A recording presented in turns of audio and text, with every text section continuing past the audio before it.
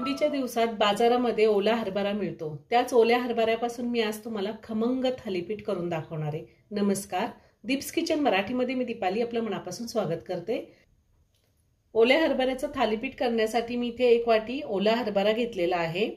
2 हरभऱ्याच्या गड्ड्या होत्या त्या सोलून मी घेतल्यात आणि 1 वाटी हरभरा आहे। थोडी कोथिंबीर घेतली आहे, 2 चमचे तांदळाचं पीठ, 2 चमचे बेसन पीठ घेतले, 1 चमचा जिरे, हिंग लागणार आहे थोडं, पाव चमचा हळद, चवीनुसार मीठ, हिरव्या मिरच्या 8 ते 9 घेतलेल्या आहेत, लसणाच्या पाकळ्या 10 ते 12 घेतलेल्या आहेत, एक मोठा कांदा बारीक कट करून घेतलाय आणि 2 वाटी ज्वारीचं पीठ घेतलेलं आहे। सगळ्यात आधी आपल्याला हरभरा, कोथिंबीर, हिरवी मिरची, लसूण आणि जिरे हे मिक्सरला बारीक करून घ्यायचं। मिक्सरचं भांडं घेतलंय, त्यामध्ये हरभरा काढून घेते,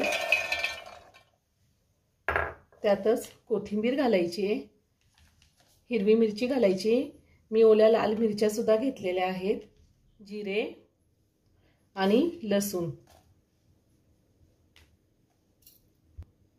आता हे मिक्सरला बारीक करून घ्यायचंय, पाणी घालायचं नाही। पाणी न टाकताच मी हे बारीक वाटून घेतलेलं आहे। आता मी एका बाउलमध्ये काढून घेते।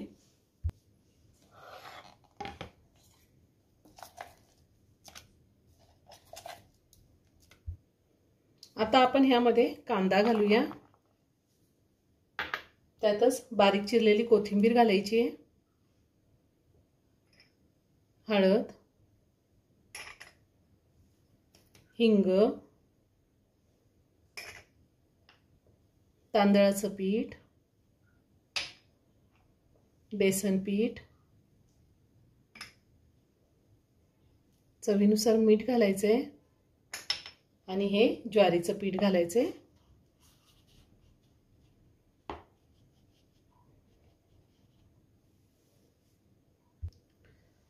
आता हे सगळं आधी व्यवस्थित मिक्स करून घेऊया। मी आधी सगळं व्यवस्थित मिक्स करून घेतलंय। आता थोडं थोडं पाणी घालून आपण हे पीठ भिजवून घेऊया।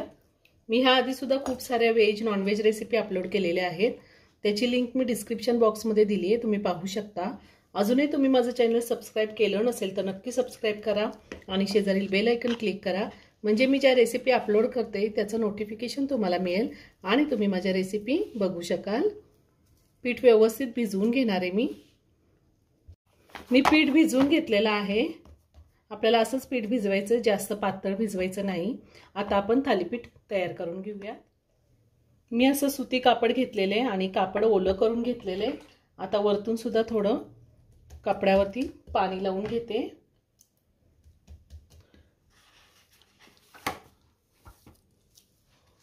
आणि आता आपण थालीपीठ करून घेऊया। आता आपण हे थालीपीठ थापून घेऊया। थोडासा हात पाण्याचा घ्यायचा आहे आणि थापून घ्यायचंय। थालीपीठ अगदी पातळ थापून घ्यायचंय। ही हरभऱ्याची थालीपीठ खूप छान होतात, थंडीच्या दिवसात नाश्त्याला किंवा मुलांच्या डब्यासाठी सुद्धा उत्तम पर्याय आहे।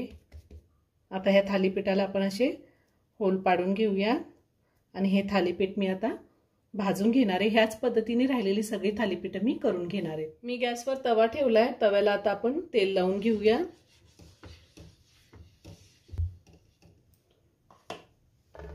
आता हे थालीपीठ मी तव्यावर टाकते।